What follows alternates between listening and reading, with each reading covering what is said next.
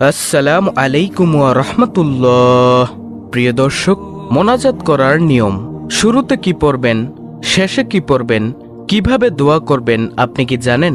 আমরা সবাই দোয়া এবং আমল করে থাকি এবং দোয়া এবং আমলের পরে মোনাজাত করি, কিন্তু হয়তো আমাদের অনেকের দোয়া কবুল হয়, আবার অনেকের দোয়া কবুল হয় না। এখন কেন অনেক মানুষের দোয়া কবুল হয় না? এর কারণ হলো আমরা ঠিকমতো মোনাজাত করতে পারি না। এই মোনাজাত করার সঠিক নিয়ম আমরা জানি না।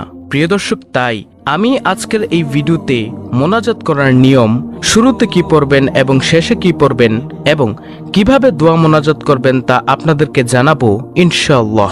ভিডিওটি অত্যন্ত গুরুত্বপূর্ণ, তাই ভিডিওটি শুরু থেকে শেষ পর্যন্ত দেখার অনুরোধ করছি। তাহলে চলুন মূল ভিডিও শুরু করা যাক। প্রিয় দর্শক, আল্লাহ তাআলার কাছে যে কোনো সময় মোনাজাত করা যায়। আপনি চাইলে দিনে রাতে দাঁড়ানো অবস্থায়, শুয়ে বসে, অজু করে বা অজু ছাড়া, এমনকি গোসল ফরজ এমন অবস্থায় বা নারীদের ঋতু অবস্থাতেও দোয়া করতে পারবেন। তবে ফরজ নামাজের পরপরই মোনাজাত করবেন না। আগে কিছু সুন্নতি জিকির করে এরপর ইচ্ছা হলে একাকী মোনাজাত করতে পারেন, অথবা ফরজ সুন্নত সব নামাজ শেষ করে এরপরে মোনাজাত করবেন। উল্লেখ্য, অনেকে মনে করেন নামাজের পরে মোনাজাত করতেই হবে। এটা ঠিক না। নামাজের পরে আপনার ইচ্ছা হলে মোনাজাত করবেন, না হলে করবেন না, সেটা আপনার ইচ্ছা। মোনাজাত করা নামাজের অংশ না। তবে ভালো, নামাজের পরে দোয়া দুরুদ, জিকির আজকার, তাসবিহ তাহলিল এবং আপনার প্রতিদিনের আমল করার পরে যদি আপনি মোনাজাত করেন তাহলে ভালো। তবে মোনাজাতকে কেউ নামাজের অংশ মনে করবেন না, এটা আলাদা বিষয়। সালাম ফিরানোর মাধ্যমে নামাজ শেষ হয়ে যায়। অজু অবস্থায় পশ্চিম দিকে ফিরে দোয়া করা মুস্তাহাব বা উত্তম, তবে এটা জরুরি নয়। অজু ছাড়াও অন্যদিকে ফিরেও মোনাজাত করা যাবে। মোনাজাতে 2 হাত তোলা হচ্ছে মুস্তাহাব বা উত্তম। আল্লাহ তাআলা এটা পছন্দ করে যে মানুষ ভিক্ষুকের মতো তার দরবারে বিনীতভাবে হাত তুলে দোয়া করবে। এইভাবে দোয়া করলে সেটা আল্লাহ তাআলা কবুল করে নেন। আল্লাহ তাআলা এটাকে পছন্দ করেন। সুবহানাল্লাহ। হযরত সালমান আল ফারসি রাদিয়াল্লাহু আনহু থেকে বর্ণিত, তিনি বলেন, রাসূলুল্লাহ সাল্লাল্লাহু আলাইহি ওয়াসাল্লাম বলেছেন, তোমাদের রব লজ্জাশীল ও দানশীল। তার বান্দা যখন তার নিকট 2 হাত তুলে প্রার্থনা করে তখন তিনি খালি হাতে ফিরিয়ে দিতে লজ্জাবোধ করেন। মুসনাদ আহমদ, তিরমিজি, আবু দাউদ শরীফের হাদিস। প্রিয় দর্শক, আপনারা নিশ্চয়ই বুঝতে পেরেছেন কত গুরুত্বপূর্ণ এই মোনাজাত। প্রিয় দর্শক, মোনাজাত করার আরেকটি গুরুত্বপূর্ণ পদ্ধতি হলো মোনাজাত করতে হবে বিনীতভাবে, নিচু স্বরে, মনের দৃঢ় আশা নিয়ে যে আল্লাহ সব কিছু করতে পারেন আর তিনি অবশ্যই আমাদের দোয়া কবুল করবেন। আল্লাহ তাআলা ছাড়া কেউ আমাদের দোয়া কবুল করতে পারবে না, আমাদের বিপদ দূর করতে পারবে না, আমাদের সমস্যা সমাধান করতে পারবে না। আপনি একজন আল্লাহ, তিনিই পারবেন, এরকম বিশ্বাস অন্তরে রাখতে হবে। আমি তো পাপী, আল্লাহ কবুল করে কিনা এরকম সন্দেহ থাকলে বা আল্লাহ কবুল করবেন না, আমাকে ক্ষমা করবেন না, আল্লাহর সম্পর্কে এমন খারাপ ধারণা নিয়ে দোয়া করলে, এমন খারাপ চিন্তা নিয়ে দোয়া করলে মনে রাখবেন প্রিয় দর্শক, আল্লাহ তাআলা সেই দোয়া কবুল করেন না। বান্দা যতই পাপী হোক, সে আন্তরিক তওবা করে, ইস্তেগফার করে, জান্নাতুল ফেরদৌসের আশা রেখেই দোয়া করবে। বিপদ যত বড়ই হোক না কেন, আল্লাহ সব ইচ্ছা পূরণ করতে পারেন, এই আশা নিয়েই দোয়া করতে হবে। এই আশা নিয়েই মোনাজাত করতে হবে, আল্লাহর কাছে চাইতে হবে। আর যেই দোয়া করা হচ্ছে সেই দিকে মনোযোগ রেখে বুঝে আল্লাহ তাআলার কাছে চাইতে হবে। উদাসীন হয়ে অন্তর থেকে না চেয়ে শুধু মুখে মুখে উচ্চারণ করে গেলে বা আন্তরিক দোয়া না করে দেখানো দোয়া করলে আল্লাহ সেই দোয়া কবুল করেন না। এবার ভেবে দেখেন, চিন্তা করে দেখেন, আপনি এই ভুলগুলো করেন কিনা মোনাজাতের মধ্যে। যদি করে থাকেন, এখনই এই মুহূর্তে নিয়ত করে ফেলুন যে আর কখনো এই ভুলগুলো করবেন না। মোনাজাত করবেন মনোযোগ সহকারে, উদাসীন না হয়ে খুব আন্তরিকতার সাথে মোনাজাত করবেন, আল্লাহ তাআলার কাছে দোয়া করবেন। আশা করি আপনি বুঝতে পেরেছেন। প্রিয় দর্শক, কান্নাকাটি করে বিনীতভাবে দোয়া করলে আল্লাহ অত্যন্ত খুশি হন এবং বান্দার এই দোয়া আল্লাহ খুব তাড়াতাড়ি কবুল করবেন, কোনো সন্দেহ নেই। মোনাজাত করার আরেকটি গুরুত্বপূর্ণ পদ্ধতি হলো মোনাজাতের প্রথমে আল্লাহ তাআলার প্রশংসা দিয়ে শুরু করতে হবে। অনেকে বুঝে না, এজন্য মোনাজাতের প্রথমে আল্লাহর প্রশংসা দিয়ে শুরু করে না। এটা হচ্ছে মোনাজাতের আদব, নিয়ম। শুনুন প্রিয় দর্শক, এ বলে প্রশংসা করা যেতে পারে যে আত্তাহিয়াতু লিল্লাহি ওয়াসসালাওয়াতু ওয়াত-তাইয়্যিবাতু, যার অর্থ হলো সমস্ত অভিবাদন, সকল সালাত ও পবিত্র কাজ একমাত্র লিল্লাহি, আল্লাহর জন্য। সুবহানাল্লাহ। অথবা এটা বলে আল্লাহর প্রশংসা করা যেতে পারে আলহামদুলিল্লাহি হামদান কাসীরান তাইয়্যিবান মুবারাকান ফিহ। এর অর্থ হলো সমস্ত প্রশংসা আল্লাহর জন্য, যে প্রশংসা পবিত্রতা ও বরকতপূর্ণ। সুবহানাল্লাহ। অথবা মোনাজাতের শুরুতে এটা বলে আল্লাহর প্রশংসা করা যাবে যে আলহামদুলিল্লাহি রাব্বিল আলামিন। এটা বলেও আল্লাহর প্রশংসা করা যেতে পারে।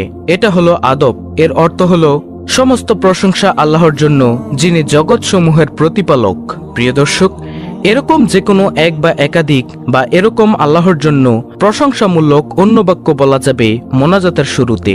আর এটা বলা খুবই প্রয়োজনমূলক একটি কাজ মোনাজাতের জন্য, যদি আপনি চান আপনার দোয়া আল্লাহ রাব্বুল আলামিন কবুল করুক।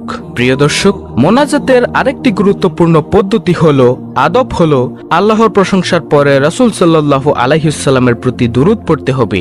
ছোট বড় যে কোনো দুরূদ পড়া যাবে, আপনার যেটা ভালো লাগে আপনি সেই দুরূদটিই পড়বেন। সর্বোত্তম দুরূদ হচ্ছে দুরূদে ইব্রাহিম, যেটা আমরা নামাজে পড়ি। এটা না পারলে ছোট অন্য দুরূদ পড়া যাবে, যেমন আল্লাহুম্মা সাল্লি ওয়া সাল্লিম আলা নাবিয়্যিনা মুহাম্মদ। অর্থ, হে আল্লাহ, আপনি আমাদের নবী মুহাম্মদ সাল্লাল্লাহু আলাইহি ওয়াসাল্লামের উপর সালাত ও সালাম বর্ষণ করুন। প্রিয় দর্শক, একদিন রাসূল সাল্লাল্লাহু আলাইহি ওয়াসাল্লাম দেখলেন এক ব্যক্তি দোয়া করছে, কিন্তু সে দোয়াতে আল্লাহ তাআলার প্রশংসা ও রাসূলের প্রতি দুরূদ পাঠ করেনি। রাসূল সাল্লাল্লাহু আলাইহি ওয়াসাল্লাম তাকে লক্ষ্য করে বললেন, সে তাড়াহুড়ো করছে। অতঃপর সে আবারও প্রার্থনা করল, মোনাজাত করল। রাসূল সাল্লাল্লাহু আলাইহি ওয়াসাল্লাম তাকে অথবা অন্যকে বললেন, যখন তোমাদের কেউ দোয়া করে তখন সে যেন প্রথমে আল্লাহ তাআলার প্রশংসা ও তার গুণাগুণ দিয়ে দোয়া শুরু করে, অতঃপর রাসূলের প্রতি দুরূদ পাঠ করে, এরপর তার যা ইচ্ছা আল্লাহর কাছে প্রার্থনা করে। এটা হচ্ছে নিয়ম, মোনাজাতের আদব। আবু দাউদ সহিহ হাদিস। মোনাজাতের আরেকটি পদ্ধতি হলো নিজের পছন্দ মতো নিজের জন্য বা অন্যের জন্য, দুনিয়া বা আখিরাতের যে কোনো কল্যাণের জন্য দোয়া করতে হবে। আল্লাহ তাআলার কাছে প্রার্থনা করতে হবে, চাইতে হবে। সবচাইতে কম কথায় সবচাইতে বেশি প্রার্থনা করার এই দোয়াটা রাসূল সাল্লাল্লাহু আলাইহি ওয়াসাল্লাম খুব বেশি বেশি করতেন। প্রিয় নবী সাল্লাল্লাহু আলাইহি ওয়াসাল্লামের অধিকাংশ দোয়াই হতো এরকম যে, প্রিয় দর্শক শুনুন মনোযোগ দিয়ে, আপনি পারেন অবশ্যই, তারপরও আমি আপনাদেরকে আবার বলছি। দোয়াটি হলো আল্লাহুম্মা আতিনা ফিদ দুনিয়া হাসানাতাও ওয়া ফিল আখিরাতি হাসানাতাও ওয়া কিনা আযাবান্নার।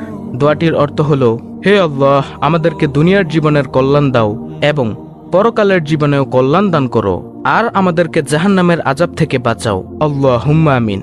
প্রিয় দর্শক, এই দোয়ার ক্ষেত্রে মনে রাখবেন আল্লাহুম্মা আতিনা অথবা রব্বানা আতিনা, এই দুইভাবেই দোয়াটি পড়া যায়। সহিহ মুসলিম শরীফের অন্য হাদিসে আছে, আনাস রাদিয়াল্লাহু আনহু যখন দোয়া করার ইচ্ছা করতেন তখন এই দোয়া করতেন, আবার যখন বিভিন্ন দোয়া করার ইচ্ছা করতেন তখন তার মাঝেও এই দোয়াটি পাঠ করতেন। সহিহুল বুখারী, মুসলিম, তিরমিজি শরীফের হাদিস। প্রিয় দর্শক, এছাড়াও জীবিত বা মৃত পিতামাতার জন্য দোয়ার মধ্যে এই দোয়াটি বেশি বেশি করতে হবে। রব্বির হামহুমা কামা রব্বায়ানি সগীরা। অর্থ, হে আল্লাহ, তুমি আমার পিতামাতার প্রতি দয়া করো যেরকম দয়া তারা আমাকে শিশু অবস্থায় করেছিল। আল্লাহুম্মা আমিন। প্রিয় দর্শক, এখন আপনি সংক্ষেপে মোনাজাত করার নিয়মটি জেনে নিন। আশা করি আপনারা বুঝতে পারবেন ইনশাআল্লাহ। মোনাজাত করার সেই সংক্ষিপ্ত নিয়মটি হলো, আপনারা যখন মোনাজাত করবেন, যখন আল্লাহর কাছে কিছু চাইবেন, তার শুরুতে আল্লাহ তাআলার প্রশংসা করার পর কয়েকবার দুরূদ শরীফ পাঠ করে নেবেন। যে দুরূদ পারেন, সবচাইতে ভালো হয় দুরূদে ইব্রাহিম পড়লে। তাই কয়েকবার দুরূদে ইব্রাহিম পাঠ করার পরে আপনি আল্লাহর কাছে কাঙ্ক্ষিত বিষয় নিয়ে দোয়া করবেন। মহান রব্বুল আলামিনের কাছে খাস দিলে আল্লাহর কাছে মাথা নত করে কান্নাকাটি করে করে আল্লাহর কাছে দোয়া করবেন। তারপরে দোয়ার শেষেও আপনি কয়েকবার দুরূদ শরীফ পাঠ করে নেবেন। এইভাবে দোয়া করলে আপনার দোয়া নিশ্চিত কবুল হবে ইনশাআল্লাহ। আর হ্যাঁ, একটা কথা মনে রাখবেন, আপনি যখন দোয়া করবেন কোনো তাড়াহুড়া করবেন না, নিরাশ হবেন না যে কেন আপনার দোয়া কবুল হচ্ছে না, এরকম কোনো তাড়াহুড়া করবেন না। আপনি যেহেতু আল্লাহ তাআলার কাছে দোয়া করেছেন, আপনার দোয়া কোনো না কোনো ভাবে আল্লাহ তাআলা কবুল করবেন, এতে কোনো সন্দেহ নেই। কারণ আল্লাহ রাব্বুল আলামিন অতি দয়ালু, রিজিকের মালিক তিনি।